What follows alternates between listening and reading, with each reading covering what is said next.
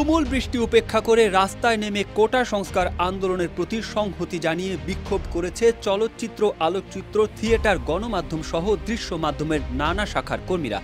দেশে হত্যা, সহিংসতা, গণগ্রেপ্তার, হয়রানি বন্ধের প্রতিবাদে শিল্পীরা বৃষ্টিতে ভিজতে ভিজতে অবিলম্বে কোটা সংস্কার আন্দোলনের সব হত্যার হিসাব ও বিচার করা, গুলি ও সহিংসতা বন্ধ, গণগ্রেপ্তার ও হয়রানি বন্ধ, আটক শিক্ষার্থীদের মুক্তির দাবি জানায়।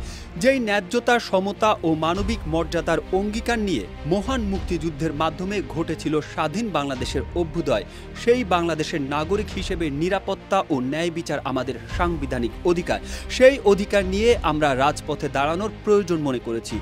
সরকার যে বর্বর পন্থায় শিক্ষার্থীদের ন্যায়সঙ্গত আন্দোলনকে দমন করেছে তা কোনো গণতান্ত্রিক সভ্য সমাজে ঘটতে পারে না বলে জানায় শিক্ষার্থীরা। যমুনা রেফ্রিজারেটর, খাবার ফ্রেশ তো লাইফ জম্পেশ। কোটা সংস্কার আন্দোলনকে কেন্দ্র করে পূর্ব ঘোষণা মতে সকাল 11টায় দৃশ্য মাধ্যম শিল্পী সমাজ ব্যানারে আজ মানিক মিয়া এভিনিউয়ের জাতীয় সংসদ ভবনের সামনে দাঁড়ানোর কথা থাকলেও পুলিশ তাদের সেখানে দাঁড়াতে দেয়নি। সংসদ ভবনের সামনে যাওয়ার পথে বাধা পাওয়ায় খামারবাড়ি মোড় থেকে বৃষ্টিতে ভিজতে ভিজতে উপস্থিত শিল্পীরা ব্যানার হাতে স্লোগান দিতে দিতে এসে দাঁড়ান ফার্মগেটের সেজান পয়েন্টের সামনে।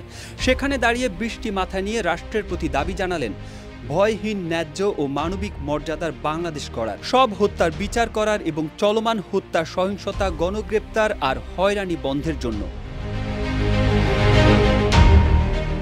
সংস্কৃতি কর্মীদের মধ্যে মামুনুর রশিদ, মোশাররফ করিম, আজমেরি হক বাঁধন, সাবিলা নূর, আশফাক নিপুণ, নুরুল আলম আতিক, অমিতাভ রেজা, পিপলু আর খান, শিবু কুমার শীল, রেদওয়ান রনি, জাকিয়া বারি মম, সোহেল মণ্ডল, সিয়াম আহমেদ সহ অসংখ্য সংস্কৃতি কর্মী ছিলেন। প্রায় প্রত্যেকের একই দাবি, হত্যার বিচার এবং হত্যা বন্ধ করা। সঙ্গে সংহতি জানিয়েছেন শিক্ষার্থীদের 9 দফা দাবির প্রতিও।